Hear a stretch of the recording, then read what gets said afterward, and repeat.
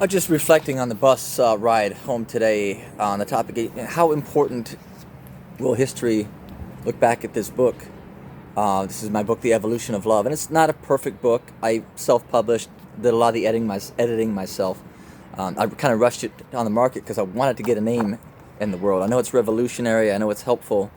I thought that would be enough for word to spread. I tried to make it free just to get it out. That didn't happen.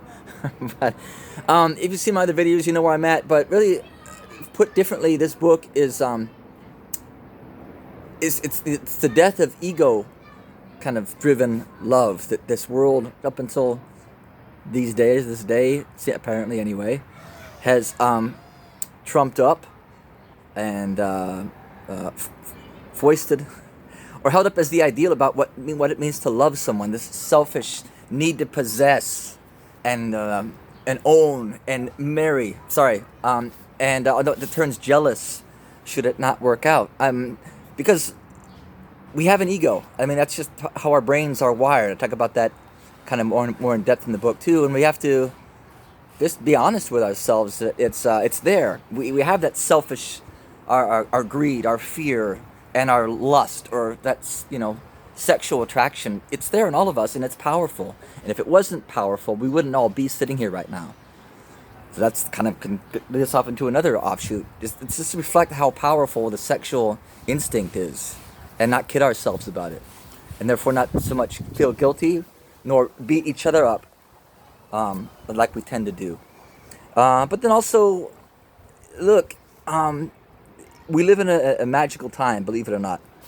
I can look at what's happening with the coronavirus, COVID, and just I can't draw any other conclusion that the human beings on planet Earth will have to, en masse, wake up and say, hey, it's all connected. Human beings, no matter where they live, should have health care.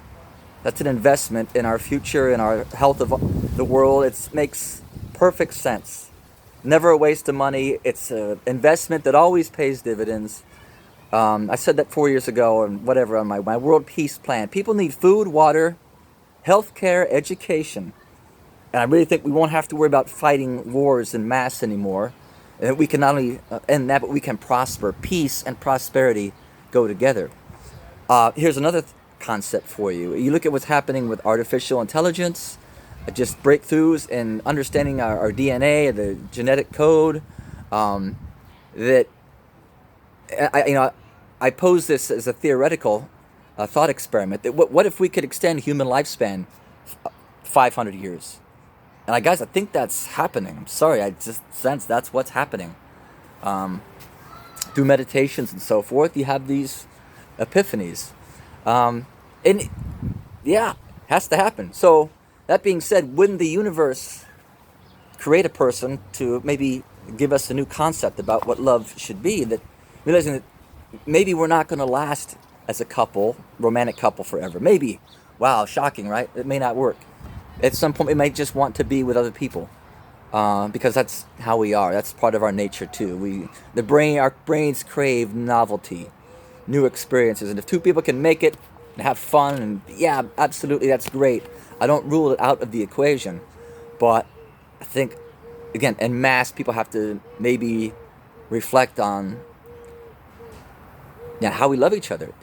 You can love someone in that selfish, primitive, lustful, possessive way, but if you don't have the unconditional, the evolved kind of love, the unconditional love we have for our closest friends, our offspring, our parents, we don't need to be with them all the time. I love you, you're perfect, you're awesome, I cherish you, I love being here with you, but I'm not shocked if you go out with other people, hang out.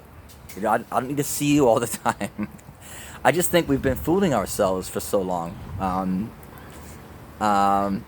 So yeah, guys, be optimistic. I think peace, prosperity, and then also the kinds of breakthroughs that we're going to see through medicine and artificial intelligence.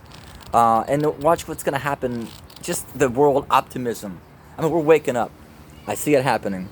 And on that note, part of the central concept here is the relationship between fear and love. And I say this in life also.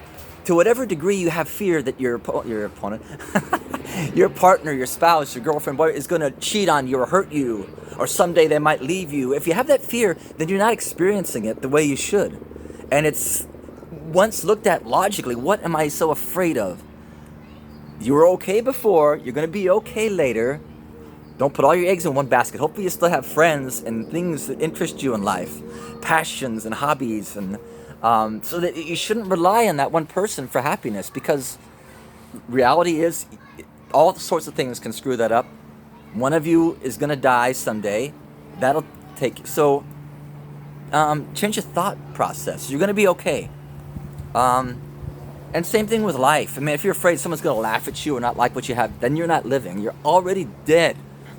And it's just through stories and, I don't know, songs and so forth, we try and remind each other of that. Live your life. Go.